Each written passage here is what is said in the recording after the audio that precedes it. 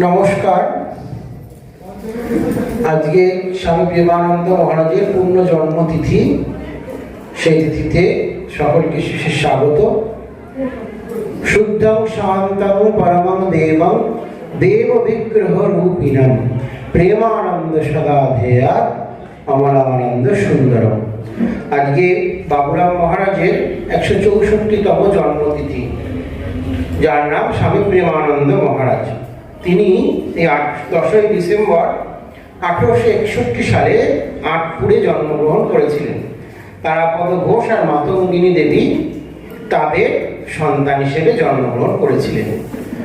আজ এই পুণ্যতিথিতেই এই আশ্রমে বিশেষভাবে ছিল 2 বছর আগে, এবং ঠাকুর বিগ্রহ প্রতিষ্ঠিত হয়েছিল তার সাথে সাথে।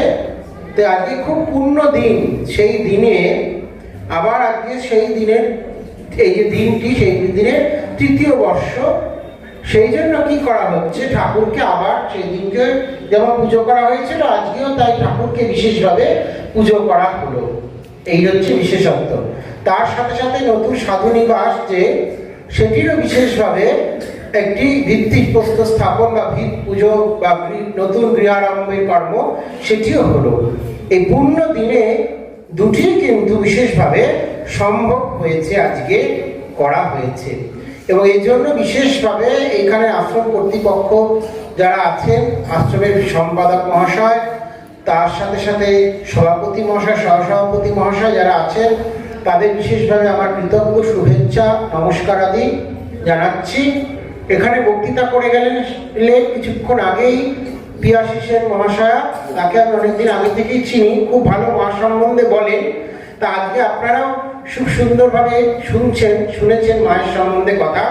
তার মায়ের কথা বলতে গেলে একটা সবচেয়ে বিশেষত্ব, কোনো কিছু দেখতে হচ্ছে না, এত সাবলীলভাবে মা বলে যাচ্ছে না। এতক্ষণ ধরে ওনাকে যদি আরো একটু সময় বেশি দেওয়া হতো, আরো হয়তো সুন্দর করে উনি বলতে পারতেন। যাই হোক, সময়টা একটু কম, কারণ অনেকগুলি অনুষ্ঠান, ঠাকুরের পুজো ইত্যাদি হয়ে গেছে, সেই কারণে বিশেষভাবে সময়টা একটু পিছিয়ে গেছে। যাই হোক, আমরা পিছিয়ে গেলে আমরা এগিয়ে থাকবো, এইটি হচ্ছে বিশেষত্ব। আর ধীরে ধীরে যেন আশ্রম আরো সমৃদ্ধ হয়, সেটি যেন খুব সুন্দরভাবে এগিয়ে যায়, এটি আমরা কামনা করব। এখানে অরিন্দম বাবু মহাশয় এসেছেন, চুচুড়ার আশ্রমের একটি কার্য পরিসমিতিতে তিনি আছেন, তাকেও বিশেষভাবে আমার ধন্যবাদ নমস্কার জানাচ্ছি। আর একটি খুব সুন্দর অনুষ্ঠানে দুটি গান সুন্দরভাবে পরিবেশিত হয়ে গেল। যে গানটি শুনে আমাদের খুবই ভালো লাগলো, মায়ের কথার পরে মায়ের গান। সেই যে এইখানে সুন্দর যে আমার ভগিনীটি গান গাইলেন, তাকেও বিশেষভাবে আমার শুভেচ্ছা এবং নমস্কার। এখন কথা হচ্ছে শ্রীরামকৃষ্ণ দেবের যে ভক্ত গোষ্ঠী, সেই ভক্ত গোষ্ঠী দুটি ভাগে বিভক্ত ছিল। একটি ভক্ত গোষ্ঠী হচ্ছে গিয়ে কি ঈশ্বর কোটি, আর একটি জীব কোটি। এখন এই যে কোটি, এটি হচ্ছে পর্যায় হিসেবে বোঝায়। আর আজকে যেই ভক্তে শ্রীরামকৃষ্ণের জন্মতিথি, তিনি হচ্ছেন স্বামী প্রেমানন্দ মহারাজ। ঈশ্বর কোটি যেমন শ্রী চৈতন্য আদি অবতার পুরুষ, কিংবা প্রহ্লাদ আদি শুদ্ধ সত্য গুণী ভক্ত বা লীলা সহচর। ঈশ্বর কোটি না হলে মহাভাব প্রেম হয় না। এরা ইচ্ছা করলে মুক্ত হতে পারেন, এরা পারকদের অধীন নয়। এদের বিশ্বাস স্বতঃসিদ্ধ যেমন প্রহ্লাদের, এদের কোনো অপরাধ হয় না। ঈশ্বর কোটির প্রেম হলে জগৎ মিথ্যা বোধ হয়। অধিকন্ত শরীর যে এত ভালোবাসার জিনিস, তাও ভুল হয়ে যায়। সেই জন্য যারা ঈশ্বরের সঙ্গে এই বিশিষ্ট সম্বন্ধে ভাব নিয়েই জন্মগ্রহণ করেছেন, এবং এজন্যে কোনো সময় সাধারণ মানুষের ন্যায় বন্ধন যুক্ত হয়ে পড়েননি, তারাই হচ্ছেন আধিকারিক পুরুষ, ঈশ্বর কোটি, নিত্য মুক্ত। এইটা আমাদের মাথায় রাখতে হবে। শ্রীরামকৃষ্ণদেব যখন এসেছিলেন, বলছেন কর্মীর দল টান দিয়ে নিয়ে এলাম। সেই জন্য ঠাকুর যখন এসেছেন, ঠাকুর তখন একা আসেনি, তিনি শ্রী মাকেও নিয়ে এসেছেন, তার সাথে সাথে পার্শ্বদ মহারাজ যারা আছে তাদেরকেও নিয়ে এসেছেন। এই জন্য শ্রীরামকৃষ্ণের আবির্ভাবের সাথে সাথে তিনি যখন এসেছেন, তিনি শুধুমাত্র এসেছেন লীলা করবেন চলে যাবেন তা নয়। তিনি কি করেছেন, ব্রহ্ম কুণ্ডলিনীকে জাগরণ করবার জন্য তিনি এসেছিলেন। এই জন্য শ্রীরামকৃষ্ণ পার্শ্বদের মধ্যে বিশেষভাবে যারা ঈশ্বর কোটি তারা হচ্ছে স্বামী প্রেমানন্দ মহারাজ, বাবুরাম। ওই ঠাকুর বলছেন রাখা নরেন, রাখাল, বাবুরাম আর যোগীন, এই হচ্ছে বিশেষ ঈশ্বর কোটির মধ্যে তারা পড়ে। এইবারে কি এর সাথে সাথে যারা অন্যান্য পার্শ্বদ মহারাজ আছে তারাও কি কম? তারাও কিন্তু কম না। তাহলে কি বলছে, ঈশ্বর কোটির পরবর্তীতে যারা থাকে তারা হচ্ছে কারা? যারা পূর্বে বদ্ধ ছিলেন, পরে সাধন করে সিদ্ধি লাভ করেছেন এবং জীবনের অবশিষ্ট কাল কোনরূপ ভগবত ভাবে কাটাচ্ছেন, তাদেরকে জীবন মুক্ত বলে। এই হচ্ছে কি প্রথমে বললাম কি ঈশ্বর কোটি, তারপরে কি আসছেন জীবন মুক্ত। এই সন্ন্যাস অবলম্বন করেন এবং সাধনা করে এগিয়ে যান। তারপরে কি আরো একটি আছে, আবার একদল সাধক আছেন যারা অদ্বৈত ভাব লাভ করার পর এ জন্মে বা পর জন্মে সংসারে লোককল্যাণ করিতেও আর ফিরলেন না, এরাই জীবকোটি বলে অভিহিত হন। তাহলে কি প্রথম ঈশ্বর কোটি, তারপর জীবন মুক্ত পুরুষ, তারপরে হচ্ছে জীবকোটি। আর বাবুরাম মহারাজ ছিলেন কিন্তু সেই ঈশ্বর কোটির অংশ। আজ যার পূর্ণ জন্মতিথি, সেই তিথিতেই এখানে পূর্ণ সমাবেশ সকলেই এসেছেন। শ্রীরাধিকার অংশে তার জন্ম হয়েছিল। শ্রীরামকৃষ্ণ দক্ষিণেশ্বর রাত্রির ঘটনা, মহারাজের শয়নস্থান ঠাকুরের ঘরে আছেন। রামদাস বাবুকে ঠাকুর বললেন ঘুমালে, বললে না, তখন ঠাকুর বললেন আহা দেখছো নরেন্দ্রের জন্য প্রাণের ভিতরটা যেন গামছা নিংড়াবার মতো জোরে জোরে মোচড় দিচ্ছে, তাকে একবার দেখা করে যেতে বলো। এই ঠাকুর প্রত্যেক পার্শ্বদেরকে অত্যন্ত ভালোবাসতেন, তার প্রেমের মধ্যে সকলে বদ্ধ হয়ে পড়েছিলেন। এই জন্য কি শ্রীরামকৃষ্ণ হচ্ছে প্রেম ঘনমূর্তি আর প্রেম স্বরূপ শ্রীরামকৃষ্ণ। স্বামীজি বলছেন পার্সনিফাইড অফ লাভ, এই মূর্তমান প্রেমের স্বরূপ হচ্ছেন শ্রীরামকৃষ্ণ।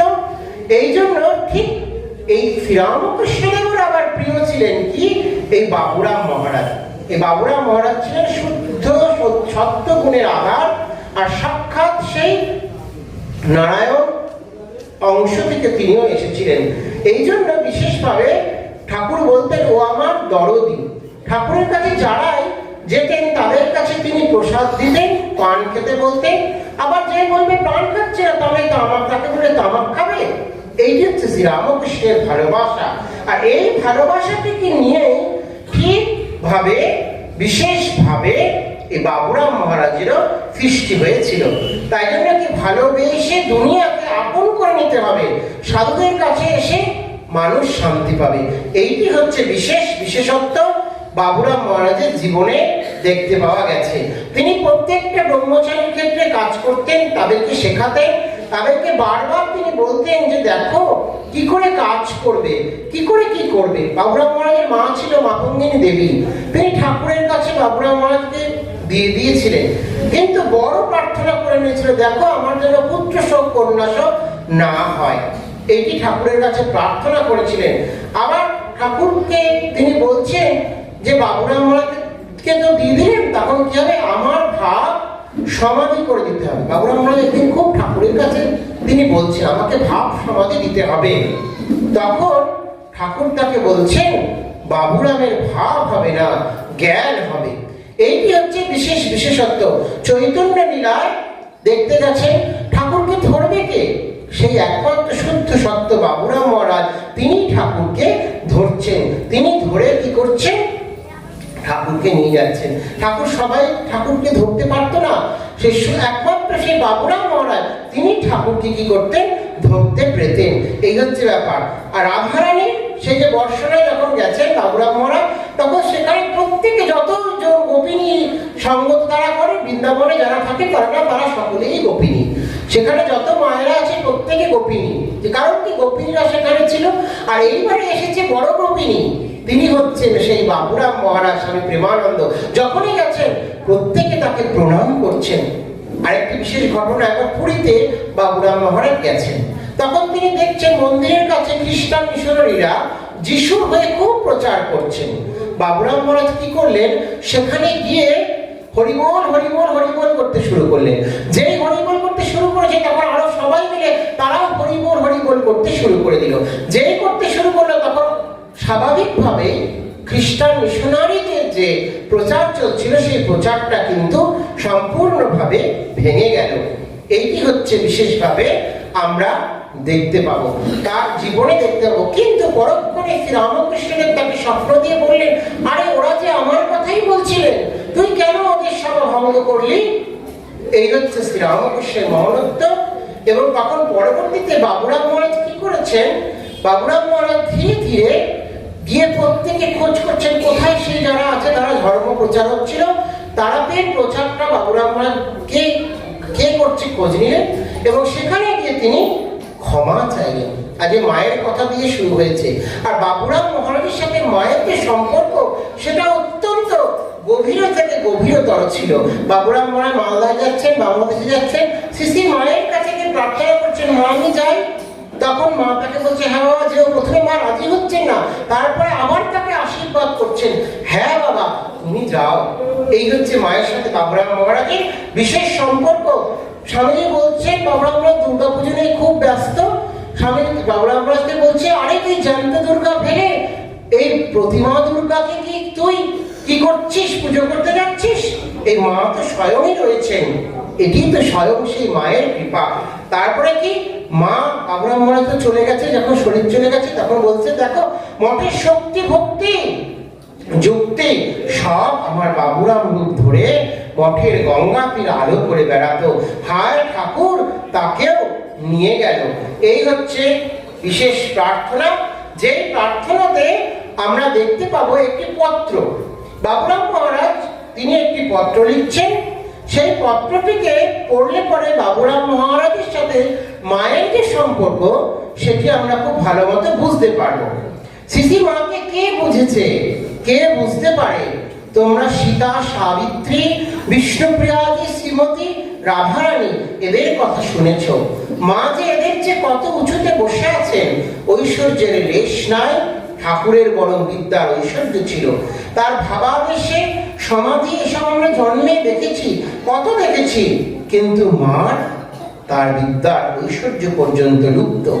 একই মহাশক্তি, জয় মা, জয় মা, জয় শক্তিময়ী মা। দেখছো না কত লোক সব ছুটে আসছে, যে বিষ নিজেরা হজম করতে পারছে না, সব মার নিকট চালান দিচ্ছি, মা সব কোলে তুলে নিচ্ছেন।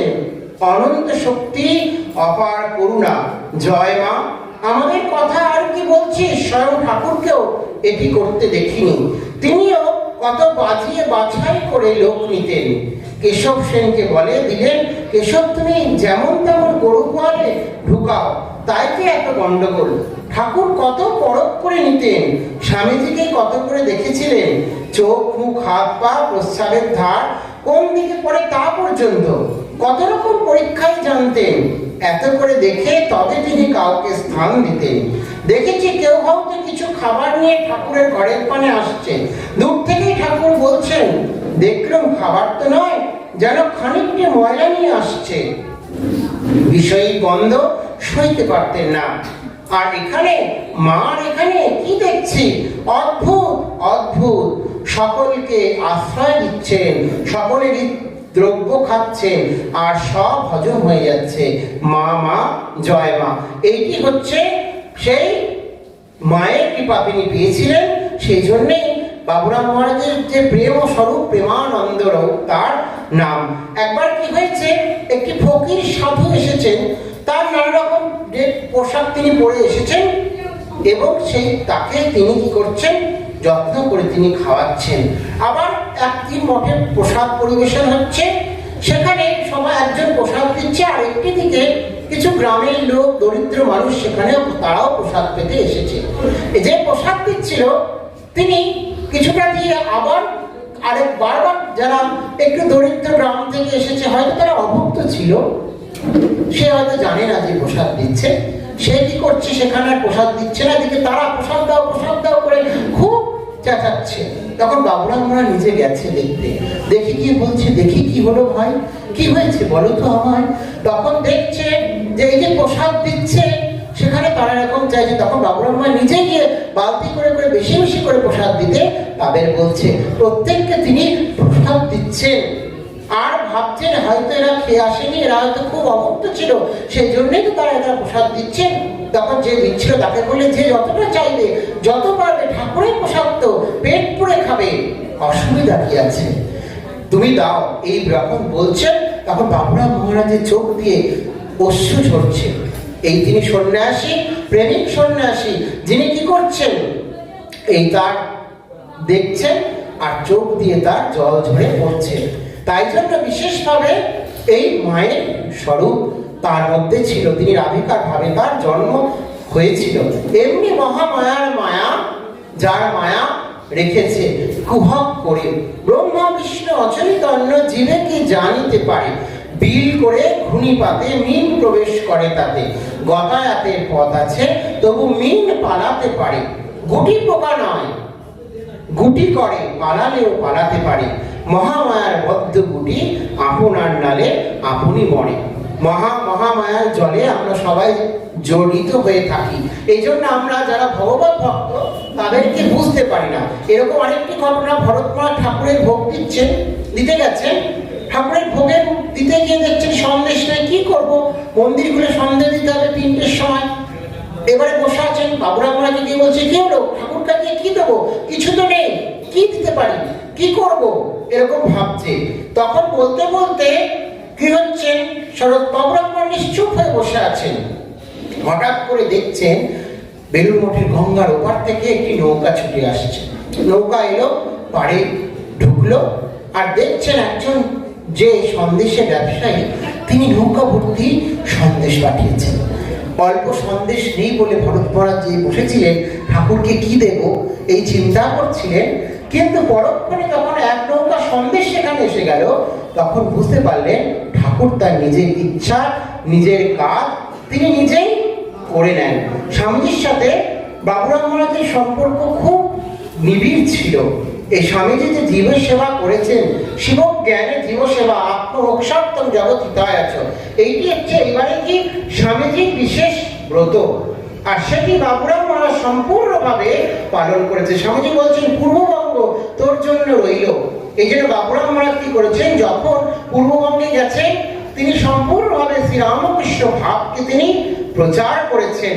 আর এই জন্য কি করছেন, বিশেষভাবে সেই প্রচারে সাহায্য করেছে সমস্ত ভক্তরা। সাধু রামমহাশয়ের কাছেও বাবুরাম মহারাজ গিয়েছিলেন। এই জন্য সেখানে তার যে প্রচার, সেই প্রচার সেই সময় বিশেষভাবে সমৃদ্ধশালী হয়ে উঠেছিল। আর এই জন্য একটি বলে না, দুর্লভম ত্রয়মেবেত দেবানুগ্রহ হেতুকম মনুষ্যত্ব মুমুক্ষুত্ব মহাপুরুষ সংস্রব। এই যে মহাপুরুষের সাথে সম্পর্ক, এই সম্পর্ক হচ্ছে গিয়ে কি বিশেষত্ব। এই মহাপুরুষের সম্পর্ক যখন আমাদের মধ্যে হবে, তখন আমাদের জীবন বদলে যাবে। একটি সোনার যে কাঠি, সেই সোনার কাঠির স্পর্শে অন্যান্য যেগুলো সোনা নেই সেটিও সোনা হয়ে যাবে। এই পরশমণি হচ্ছে কি শ্রীরামকৃষ্ণ পরশমণি। গিরিজানন্দ একদিন জিজ্ঞেস করছেন, ঠাকুর আপনাকে বড় করে গেছেন। বাবুরাম মহারাজ বলছেন, তিনি আমাদের বড় করেননি, ছোট করে গেছেন। তোরা সব ছোট হবি, অহংকার গুলোকে একেবারে মনের ভিতর থেকে তাড়িয়ে দিবি। বলতেন, আমি মনে ঘুচিবে জঞ্জাল, না হও তুহু তুহু। এই হচ্ছে বিশেষত্ব, যেটি বাবুরাম মহারাজ তিনি দেখিয়ে দিয়ে গেছেন। ধর্ম জীবন, সমাজ সেবা, দেশ ও সেবা, এসবের মূল হচ্ছে গিয়ে কি চরিত্র। আর এই চরিত্র গঠনের উপর বাবুরাম মহারাজ বিশেষভাবে কিন্তু জোর দিতে বলতেন। ব্রহ্মচারীদের সমস্ত কাজ করতে বলতেন, ঠিক মতো গাছটি তুলছে নাকি, উঠাচ্ছে নাকি, সেটিও দেখতে বলছেন। আর আমরা যে কাজ করব, এই আশ্রমকে আমাদেরও খুব সুন্দরভাবে সাজিয়ে রাখা, সুন্দরভাবে ব্যবহার করা উচিত। কারণ সেখানে ভগবান শুধু মন্দিরেই থাকেন না, তিনি আশ্রমের চারিদিকেও তিনি ঘুরে বেড়ান, ফুলের বাগানেও তিনি ঘুরে বেড়ান। আর সেইখান থেকে আমরাও সমৃদ্ধ হবে। যেন আশ্রমের প্রত্যেকটা জিনিসকে, প্রত্যেককে রক্ষা করা, এটি হচ্ছে বিশেষ কাজ। এবং এটি কিন্তু বাবুরাম মহারাজ বিশেষভাবে দেখিয়ে দিতেন, বলতেন। আর আজকে তার পূর্ণ জন্মতিথিতেই কিন্তু এই আশ্রম প্রতিষ্ঠিত হয়েছে। সেই জন্য প্রত্যেকের আমাদের এখানে দায়িত্ব, আমরা যেন সেই ভাবকে অবলম্বন করে চলতে পারি। প্রতিদিনের শুভ চিন্তা, শুভ কর্মের সমষ্টি হচ্ছে চরিত্র। চাই চরিত্র, পবিত্রতা ও একনিষ্ঠ, তবে কিছু হবে, তা না হলে কিছুই হবে না। ভালোবাসার দ্বারা জগৎকে আপনার করে নিতে হবে। তোমাদের নিঃস্বার্থপরতা, ত্যাগ, পবিত্রতা দেখে লোকে শিখুক। অহংকার অভিমান নাশ করে পুড়িয়ে ফেলে চিত্তশুদ্ধির দিকে লক্ষ্য রেখে কাজ করে যাও। নিজেকে ভগবানের দাস মনে করে লোকেরা সেবা করতে হবে। পরও যদি প্রেমিক হও, আনন্দ পাবে, শান্তি পাবে।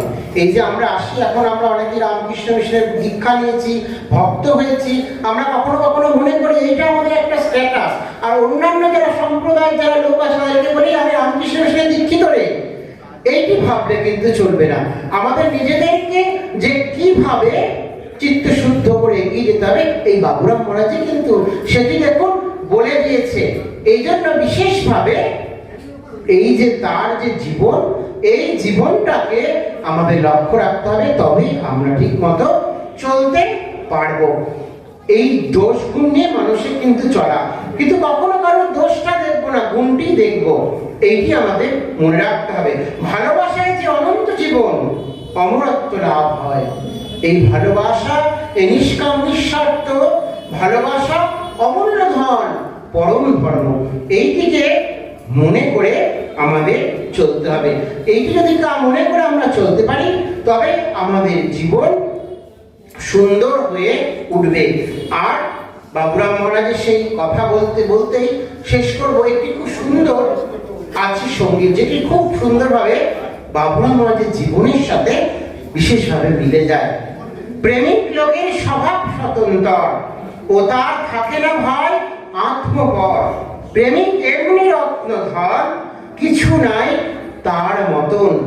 ইন্দ্রপথকে তুচ্ছ করে প্রেমিক হয় যে জন, ও সে হাস্য মুখে সদাই থাকে হৃদয়ে জুড়ে সুধাকর। প্রেমিক চায় না কো জাতি, চায় না কো সুখ্যাতি, ভাবে হৃদয় পূর্ণ হয় না ক্ষুণ্ণ রটলে অখ্যাতি। ও তার হস্তগত স্বর্গের চাবি, থাকবে বেশ অন্য ভর। প্রেমিকের চালটা বেয়ারা, কিছু বেদ বিধি ছাড়া। আধার ফেলে চাঁদ গেলেও তার মুখে নাই সাড়া। আবার 14 ভুবন ধ্বংস হলেও আসমানেতে বানায় ঘর। আজকে সেই পুণ্যতিথিতে প্রত্যেকে বিশেষভাবে এই সাধন জীবনকে আমাদের অবলম্বন করে আশ্রমকে সুন্দরভাবে এগিয়ে নিয়ে গিয়ে আরো এই আশ্রমের সমৃদ্ধ কামনা করি এবং সকলের বিশেষভাবে মঙ্গল প্রার্থনা করি, যাতে সকলে আমরা সুন্দর সমৃদ্ধময় জীবন যাপন করতে পারি। আর যারা সারাদিন অনেকক্ষণ অনেকে পরিশ্রম করেছে, অনেক কাঁদছে, কেউ কেউ ওখানে অনেক কথা বলছে, বাইরে কথা হচ্ছে, আবার মন্দিরের জোগাড় হয়েছে, সেটি হয়েছে, কারো হয়তো রান্না করেছে, কেউ হয়তো পুষ্পাঞ্জলি দিতে পেরেছে বা ঠাকুরের কাছে হয়তো বসতেও পারেননি, কিন্তু তারা কিছু মনে করবেন না, সবটাই ঠাকুরের কাজ। এই জ্ঞান করে আমাদের করতে হবে। এই যে ওয়ার্ক ইজ ওয়ার্শিপ, সমস্ত ওয়ার্কটাই হচ্ছে গিয়ে কি পূজা। এই যে আমি অনেকক্ষণ ঘন্টা অনেক পুজো করে আপনাদের তো খুব বিরক্ত করে দিলাম, এই জন্য আপনারা আমার উপর খুব বিরক্ত হচ্ছেন। তারপরে আবার এত দেরি হয়েছে, তারপরে আবার মহারাজ এসে আবার এতক্ষণ ধরে কথা কিছু বলছেন, এখন এটা তো আরেকটু বিরক্ত হয়ে যাচ্ছেন হয়তো। কিন্তু সেইটি কে যদি মন থেকে একটু দূরে ছুঁড়ে ফেলে দিই, তাহলে কি হবে? সেইটিকে দূরে ছুঁড়ে ফেলে দেওয়ার পরে যদি ভগবানের কাজ হিসেবে সবটিকে গ্রহণ করে নিই, তাহলে কিন্তু সেটি হয়ে যায় ভগবানের কর্ম, কৃতকর্ম, ভগবত ভক্তিতে কৃতকর্ম। যে হয়তো একটি মাইকের কাজ করছে, যে হয়তো একটুখানি বাগানের কাজ করছে ও মাটি তুলে দিয়েছে, সেও কিন্তু সেখানে মহান। যে যার কর্মক্ষেত্রে মহান, স্বামীজি এটি বলে দিয়ে গেছেন। আর আমাদেরও সেই ব্রতটাকে এগিয়ে নিয়ে চলতে হবে, তবে আমাদের জীবনও সমৃদ্ধশালী হবে এবং প্রত্যেককে সম্মান জ্ঞাপন করে চলবে, প্রত্যেককে শ্রদ্ধা জ্ঞাপন করে চলবেন। এইটি আমাদের মাথায় রাখতে হবে। শ্রদ্ধাবান লভতে জ্ঞান তৎপরশম জিতেন্দ্রিয়। এই জন্য এই শ্রদ্ধা ভাব যদি আমাদের মধ্যে থাকে, তাহলে আমরা জগৎকে জয় করতে পারবো। আর ওই 25 বছরেরও বিশেষ কর্মসূচি আছে, ইত্যাদি আছে, তাই সবাইকে একটু বেশি করে একটুখানি এগিয়ে পড়তে হবে, লাগতে হবে। এই সেই বাবুরাম মহারাজের জীবন যদি তার অনামাত্র আমরা গ্রহণ করতে পারি, তাহলে দেখবে সেই জায়গাটা কিন্তু মহান থেকে মহানতর হবে। সেই জায়গাতে বিশেষভাবে সমৃদ্ধি এবং সুন্দরভাবে গড়ে উঠবে এবং সেটি স্বর্গরাজ্যে প্রতিষ্ঠিত হবে।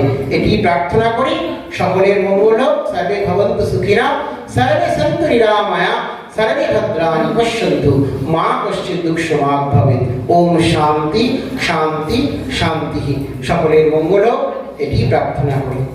সবাই মিলে ভগবানের কাছে আপনারাও প্রার্থনা করবেন, আপনারাও অপরের মঙ্গল চাইবেন। আমি যেমন মঙ্গল চাইলাম, আপনারাও চাইবেন। স্বামীজি বলছেন অপরের মঙ্গল চিন্তা করলে নিজের মঙ্গল হয়। ঠিক আছে, সবাইকে আমি এসেছি সেই সুদূর শিলং থেকে, রামকৃষ্ণের শিলং, আর সেটি হচ্ছে মেঘালয়, সেখান থেকে এসেছি। সেইখানের হয়ে সকলের হয়েও আমি প্রত্যেককে ধন্যবাদ এবং শুভেচ্ছা নমস্কার জানাচ্ছি। সকলে ভালো থাকুন, এই প্রার্থনা।